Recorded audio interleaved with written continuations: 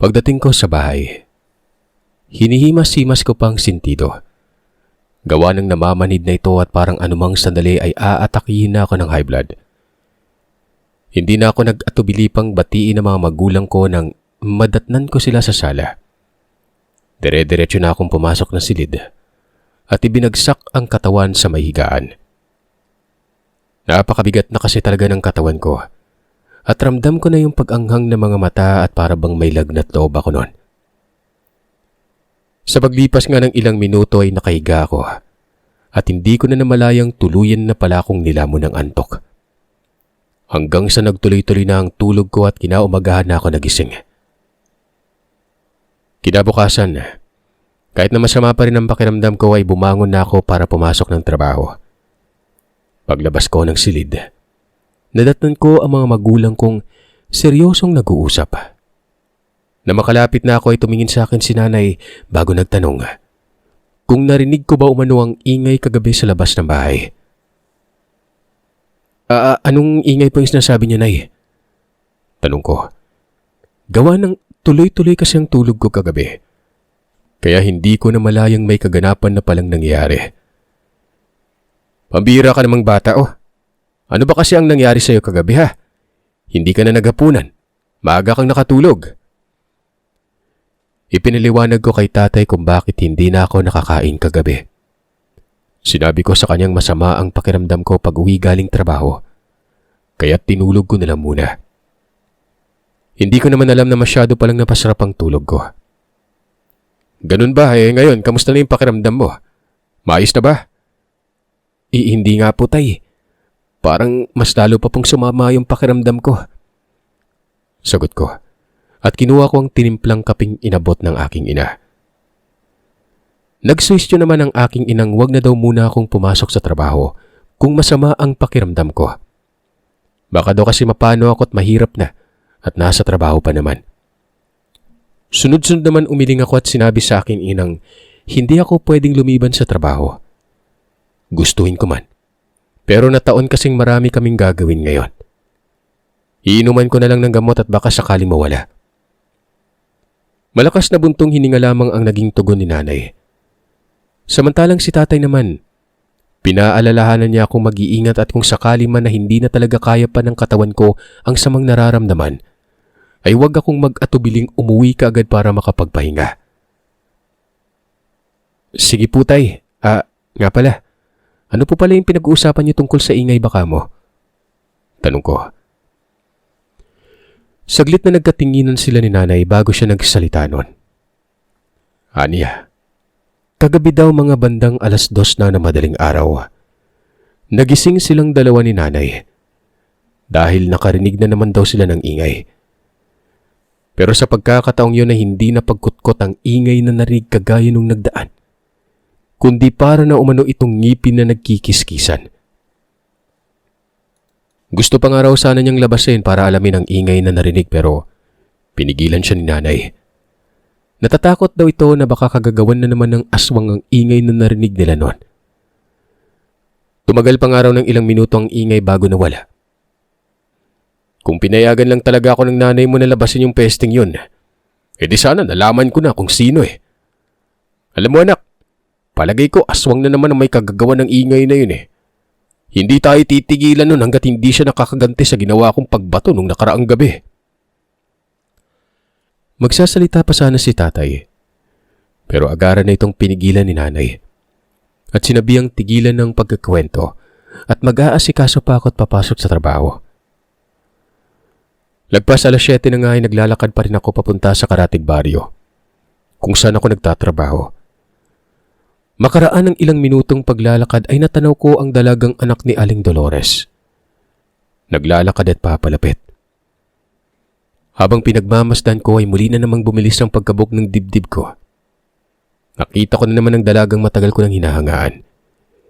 Hindi ko tuloy napigilan ang sariling mapahawak sa dibdib nun at pinakiramdaman ng malakas na pagkabog nito.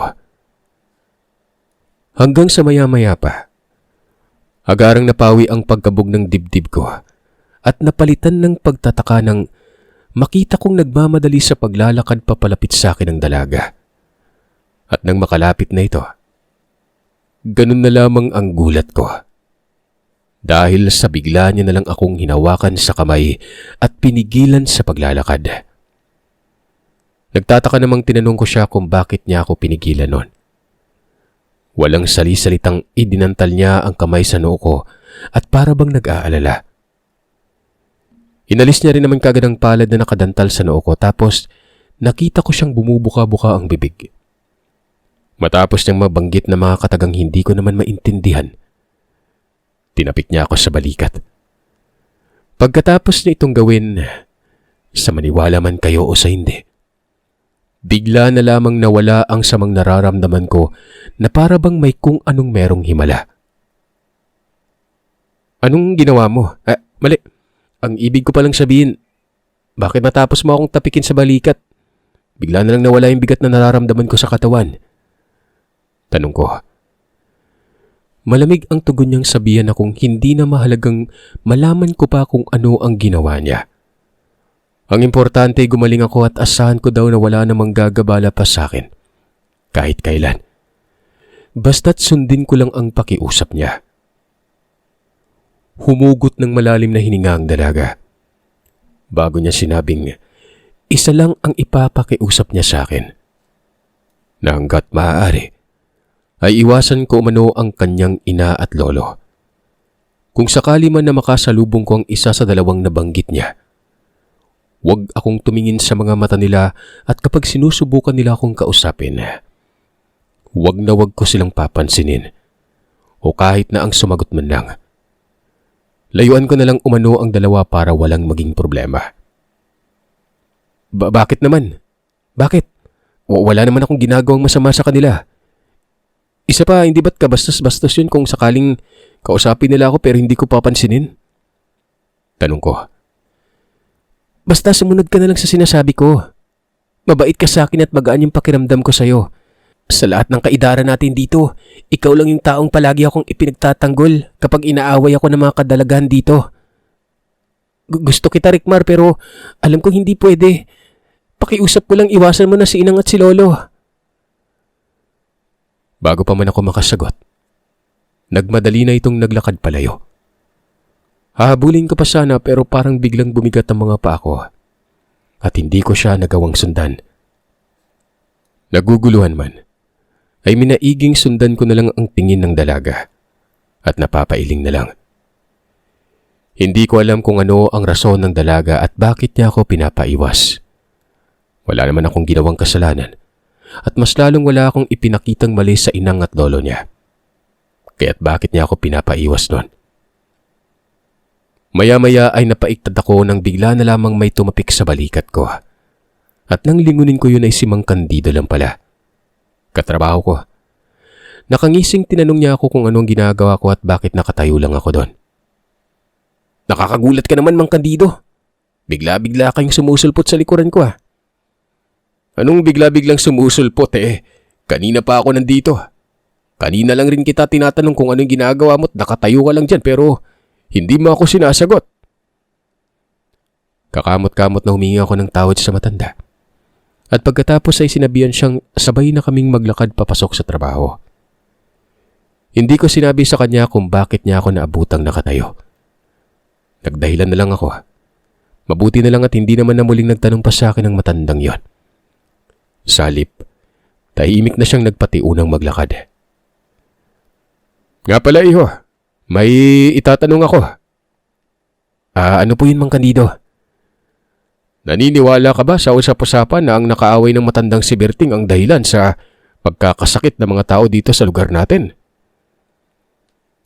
Agarang sinagot ko ang matanda at sinabing hindi ako naniniwala sa sabi-sabi. Kako, baka nagkataon lang talaga na halos nagkasabay-sabay na nagkakasakit ang mga tao sa lugar. Tapos ito naman mga tsismosang kapitbahay ibinibintang na kagad kaming Berting ang mga nangyari. Ikaw po, Mang Candido, naniniwala ka ba? Umiling ang matanda at sinabing hindi. Pero nagbigay ng makahulugang salita si Mang Candido. Anya'y hindi siya naniniwala na may kinalaman ng matandang si Manang Purita.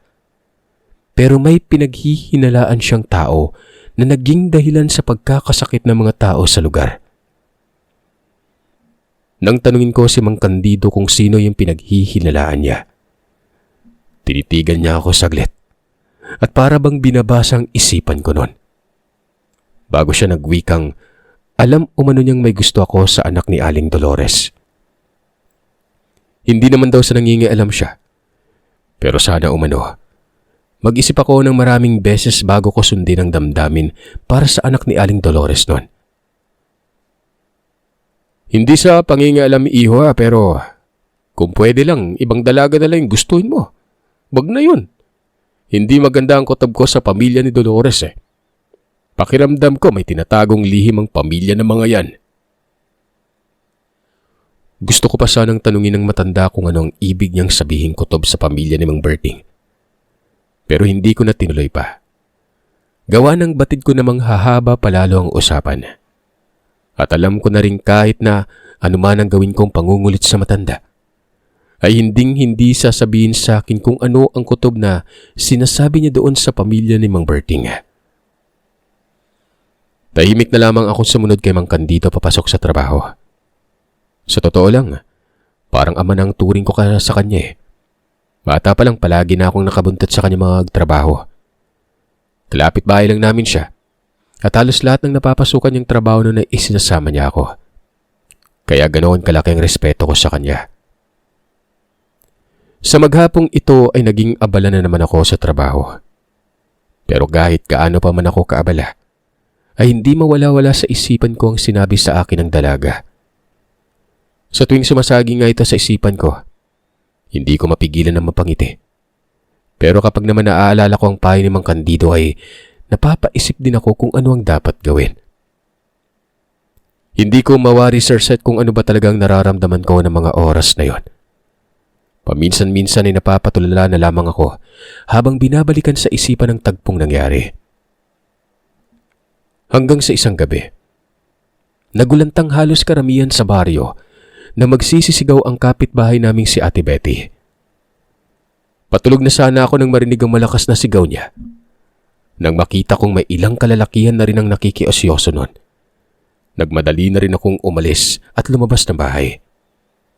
Pero bago pa man ako makalapit sa kanila ay narinig kong sumigaw si Kuya Raul na tumakbo papunta sa likuran ng bahay nila. Habang sumisigaw ng katagang aswang. Habulin daw yun at huwag hayaang makatakas. Kailangan na mahuli ang nilalang para matigil na ang panggugulo nito sa mga taong nananahimik na mamuhay sa lugar.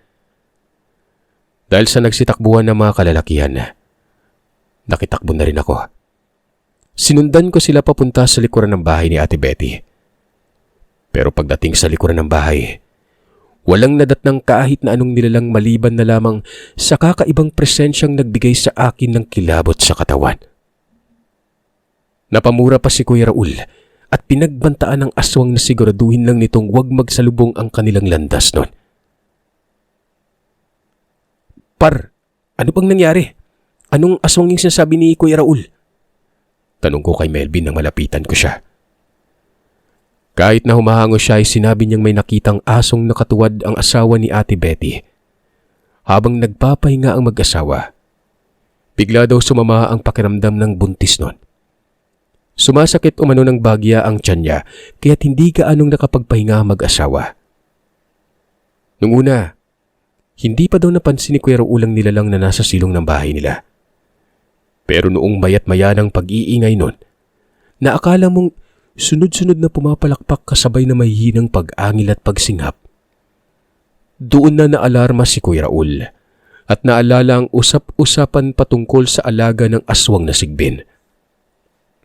Dahil sa kuryosidad, dahan-dahang inangat ni Kuya Raul ang banig na hinihigaan nila. Pagkatapos ay sinilip ang siwang papunta sa silong para malaman kung anong hayop ang naroroon at gumagawa ng ingay. Halos mamutla daw ito na makita mga matang nagbabagang nakasilip din at nakatingin sa gawi kung saan nakahiga ang asawa niyang buntis. Panay din ang pagsinghap nito. Naaakalain mong may nilalanghap itong masarap na pagkain. Nang makabawi si Kuya Raul mula sa pagkagulat, sinigawan niya ang nilalang. Pagkatapos ay tumakbo ng palabas ng bahay bitbit ang itak.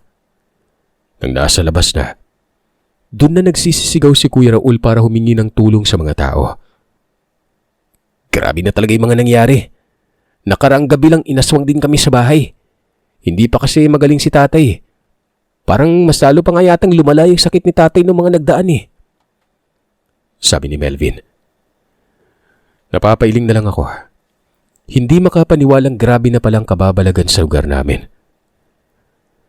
Napatingin ako sa kausap nang marinig siyang magsabing mukhang gutom na gutom umano ang aswang at hindi na mapipigilan pang sariling maghanap ng biktima kahit wala pa sa kalaliman ng gabi. Walang pinipiling oras ang aswang eh. Kaya umaga man o gabi kapag gusto nila mambiktima bibiktimahin nila yun ng walang pagdadalawang isip. Singit ni Kuya Raul sa usapan. Nang gabing yon ay may nalaman ako tungkol sa kapatid kong dalaga. Nang pauwi na ako sa bahay, nakita kong umiiyak siya. Si nanay mo naman ay walang tigil na pinapagalitan niya si Rowena. At doon ay lumabas mismo sa bibig ni nanay na buntis ng kapatid ko. At walang kinikilalang ama ang pinagbubuntis niya. Nang makita kong sasaktan na ni nanay ang kapatid ko, nagmadali na akong nilapitan sila at pinigilan ng aking ina. Gigil na dinuro ni nanay si Rowena at sinabing kaya pala'y ilang beses nang nagawi sa bahay namin ng aswang. Buntis pala ito. Inisip niya pa namang si tatay ang dahilan kung bakit inaaswang kami. Pero hindi pala. Dahil sa galit ng ina ko ay ilang araw niyang hindi pinansin ng kapatid ko. Hanggat walang ipinakilalang ama ng sanggol na ipinagbubuntis ang kapatid ko ay hindi niya raw ito mapapatawad. Magmula din ang lapitan ako at balaan ni Christina, ay hindi ko na siya muling nakita pa. Sa loob ng ilang araw, inaamin kong nakaramdam ako ng pananabik na makita ang dalaga. Kaya naman isang pagpapasyang ginawa ko. Naisip kong pumunta sa bahay ng dalaga para makita siya nang sa ganon ay mapawi na ang pananabik na nararamdaman ko noon. Pre, pwede mo ba akong samahan sa bahay ni Christina mamayang gabi? Tanong ko kay June. Christina? Yung apo ni Mang Berting? Tanong niya. Tumango ako at sinabing siya nga. Na may gusto lang akong kumpirmahin at oras na malaman ko ng buong katotohanan, ay doon pa lang ako gagawa ng hakbang.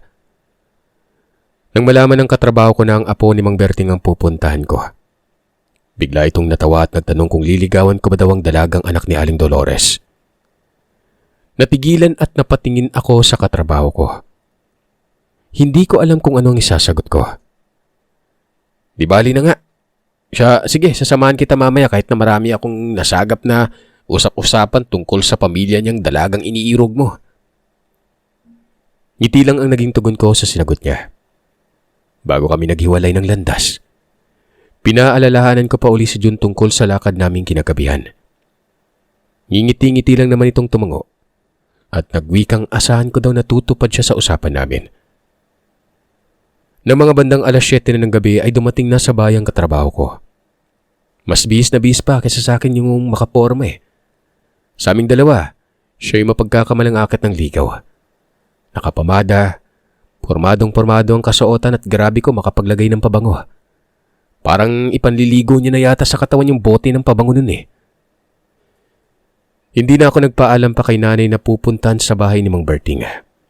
Dahil alam ko namang hindi siya papayag. Una pa lang kasi, binalaan niya na akong huwag magawi ulit sa bahay ng matanda. Dala ng katigasan nga ng ulo, Sir Seth. Hindi ko sinunod ang kaisa-isang babala ng ina ko. Sa isip-isip ko noon, malaki na ako at hindi na kailangan pang paalalahanan palagi. Na alam ko na yung ginagawa ko noon. Kaya walang dapat na ipag-alala yung mga magulang ko. Isa pa, kayang-kaya ko ng sarili ko kung sakali man na may mangyaring hindi kaaya-aya. Wala kaming dalang pang-ilaw ng gabing yon. Dahil may buwan naman at maliwanag ang paligid. Kung kaya't kampante kami sa paglalakad. Makaraan ng ilang minuto ay narating na namin ang bahay ni Mang Berting. Pero bago pa man kami makalapit sa bakuran ng bahay at takmang magsasalita na sana ako. Pero walang ano-ano. Bigla na lamang akong hinablot ni June. At walang babalang kinaladkad ako ng mabilis at sumuot kami sa may talayban. Medyo nainis ako dahil halos magkandara pa na ako sa bilis ng ginawa niyang pagkaladkad. Maya-maya'y tinanong ko siya kung ano ang ginagawa niya.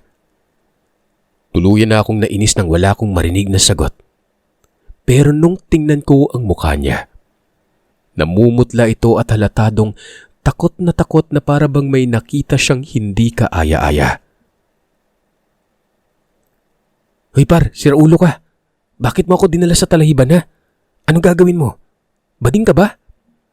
Baliw! Hindi no. Tingnan mo kasi yung tinuturo ko. Nakaturo siya sa bahay ni Mang Berting.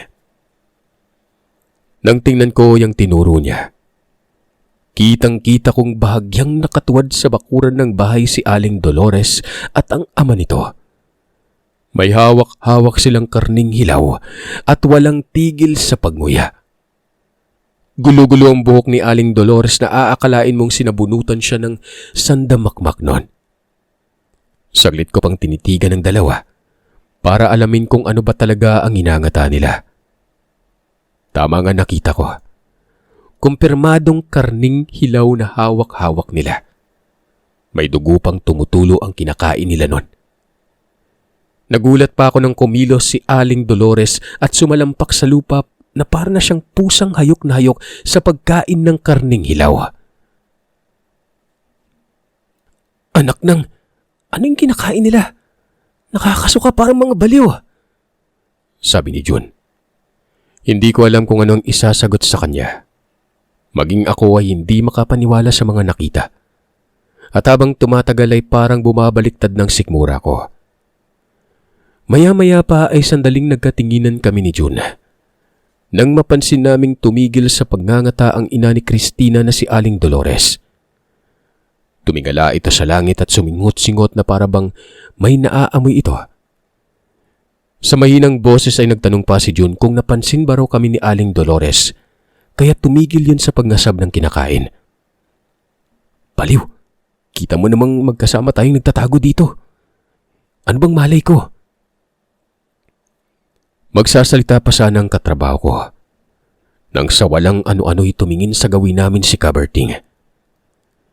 Ginapangan ako ng kilabot sa katawan nang makita kong nanlilisik ang mga mata nito. Namumulat, halos ipanghilamos niya na ang kumakatas na dugong nagmula sa karning hawak-hawak niya. Mukhang tama nga mga narinig kong usap-usapan ng mga tsismosa nating kapitbahay tula. Aswang yung pamilya ni Christina. Langya, hinahangaan ko pa naman sana yung babaeng yun. Sabi ni John. Tinapi ko si John sa balikat at sinabing wag na maingay at wag munang manghusga sa nakikita. Umingos naman siya at nagwikang anong katibayan pa ba daw ang hinahanap ko. Gay nasa harapan ko na nga at kitang-kita na namin ang ebidensya nun. Ang mabuti pa umalis na tayo dito bago pa man makalapit sa atin yung mga yan. Kaya ako kay John na makita naming parang pusang gumapang na sa lupa ang matandang si Mang Berting.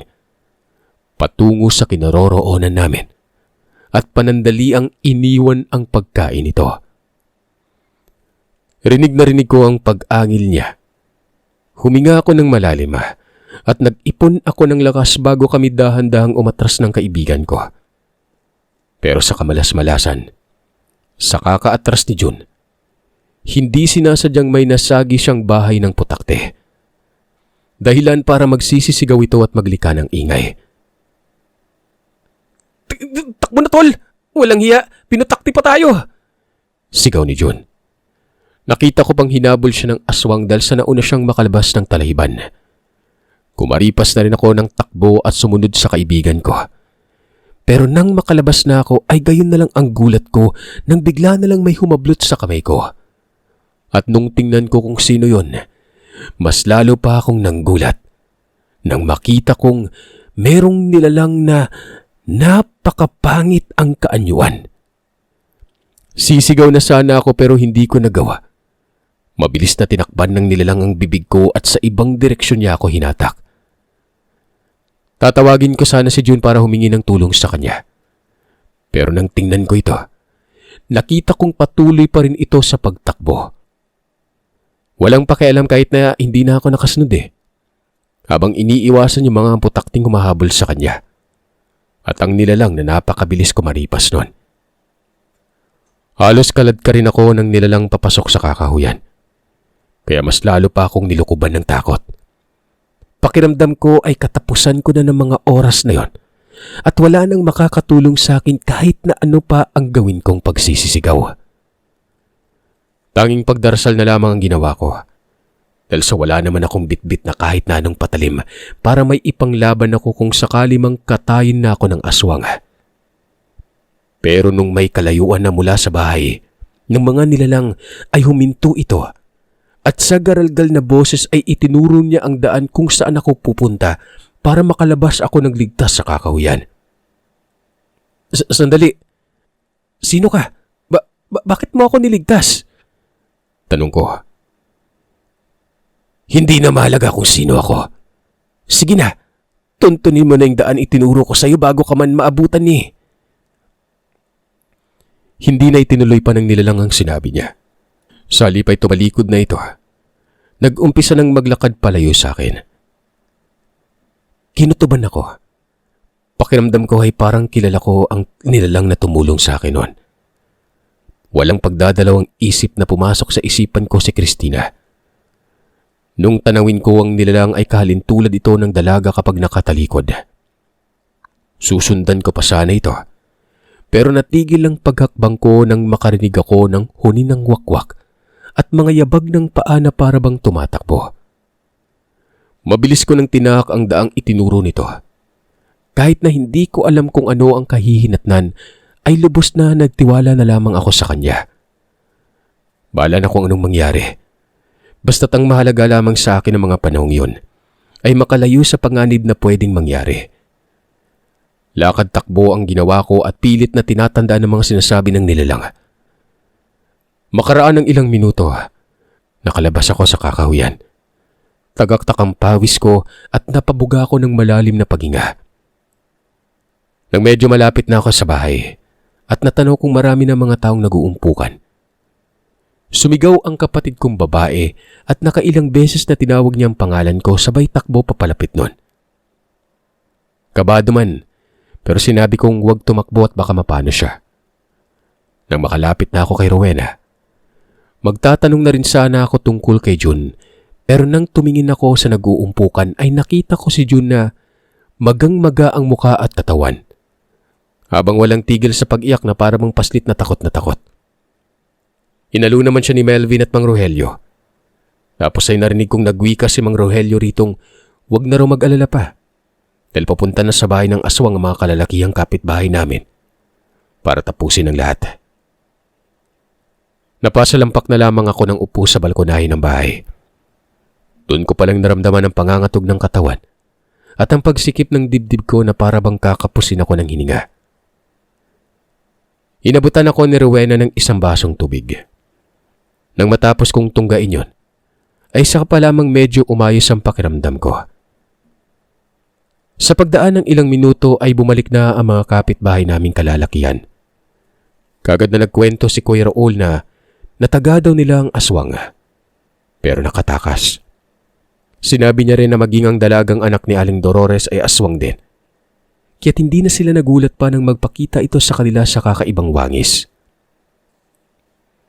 Mula kay Kuya Raul, napag-alaman din namin na ang lolo pala ni Christina ang dahilan kung bakit hindi na matapos-tapos ang pagkakasakit ng tao sa lugar namin. Kasinungalingan lang pala ni Mang Berting ang tungkol sa ikinuwento nitong nakaaway na si Manang Purita. Dalang totoo, siya ang nagbibigay ng sakit sa mga taong nakatira sa baryo. O siya, huwag na kayo mag-alala pa. Hinding-hindi na babalik pa dito sa lugar natin yung mga aswang na yon. Sinira na namin yung bahay. Titiyakin namin hinding-hindi na makakatungtong pa dito yung pamilyang yon. Dagdag pa niyang saad. Nang gabing yun ay halos walang tulog ang lahat. Nag-aabang sila sa nilalang kung sakali mang babalik ang mga ito. Pero lumipas na lamang ang buong magdamag. Wala namang aswang na nanggambala pa. Napapaisip din ako na kung totoo man na aswang si Christina, baka siya nga ang nagligtas sa akin sa pwedeng mangyari oras na mahuli ako ng pamilya niya. Sayang, bakit naging aswang ka pa? Unti-unti na naman sana kitang nagugustuhan. Sabi ko noon. Sa pagdaan ng mga araw at linggo ay malang sunod-sunod na gumaling ang mga kapitbahay naming may sakit. Bumalik ng sigla sa lugar namin magmula nang mawala ang magpamilyang yon. Napag-alaman ko rin, magmula nang huling nakausap namin si Aling Dolores, ay nagkasakit si Naldo. Nung gumaling na ito ay nagtapat siya ng pag-ibig sa kapatid ko. At siya din ang tumayong ama sa sanggol na ipinagbubuntis ni Rowena.